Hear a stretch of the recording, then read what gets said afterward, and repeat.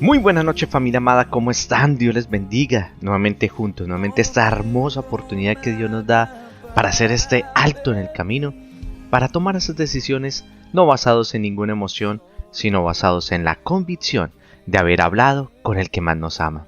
Hay algo que el Señor nos pide con prioridad, que es algo que debemos hacer, que es guardar nuestro corazón. Dice Proverbios que sobre toda cosa guardada guarda tu corazón, porque de él mana la vida. Y no solo habla del corazón físico, el cual bombea toda esa cantidad de litros de sangre, 7.000 litros diarios para poder estar vivos.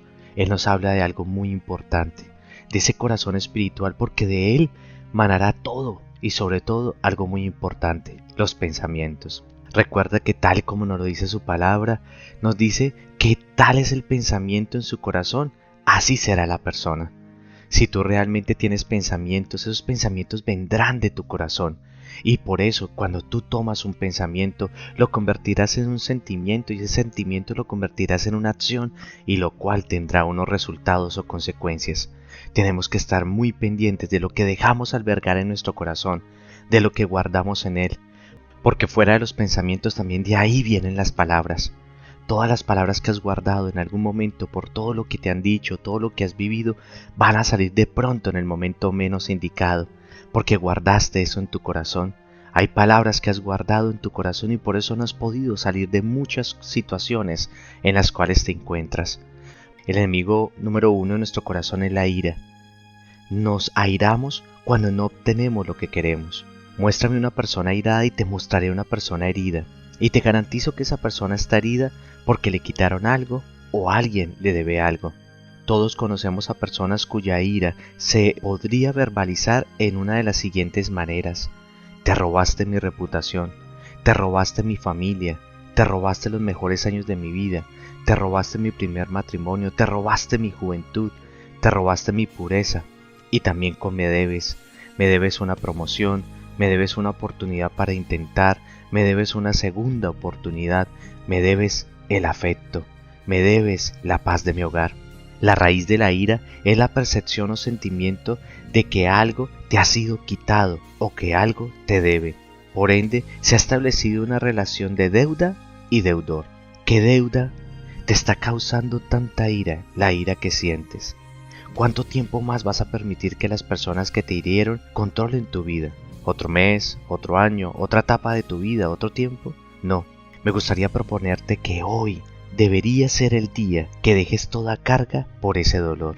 Es verdad que no puede uno deshacer lo hecho, pero también es verdad que no tienes que permitir que el pasado controle tu futuro. En Efesios 4:31 también dice que abandones toda amargura, ira y enojo, y que luego nos indica cómo hacerlo.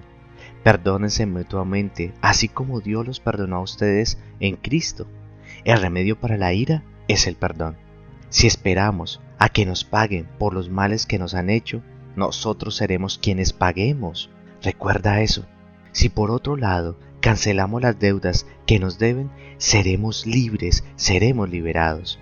Seremos libres de esas fuerzas monstruosas y una de ellas es la ira que es causada por las heridas intencionales o no intencionales. Pero ella es la más devastadora. Sin embargo, ¿sabes algo? De cierta manera es la más fácil de vencer. Simplemente requiere tomar la decisión de cancelar la deuda. Decides y declaras, tú ya no me debes nada. Ya esa persona no tiene el control de mi situación.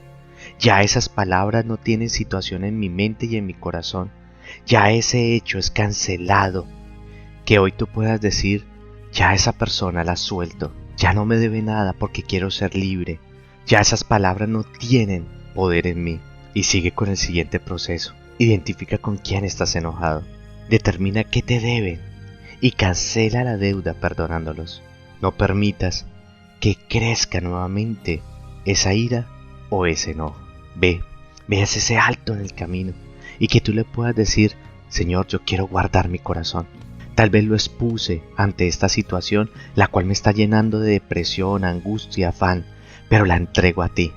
Hoy te entrego mis pensamientos para pensar lo que tú me has dicho que debo pensar. Quiero pensar tus pensamientos, no los pensamientos que me pone esta situación o esta persona. Y quiero hablar conforme a tu palabra. No quiero hablar ni ser el quien repita la palabra de la angustia, de la duda, del enojo, de la ira.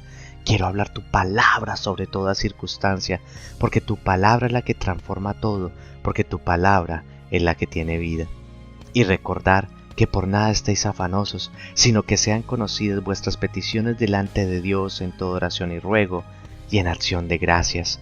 Y la paz que sobrepasa todo entendimiento guardará vuestros corazones y vuestros pensamientos en Cristo Jesús.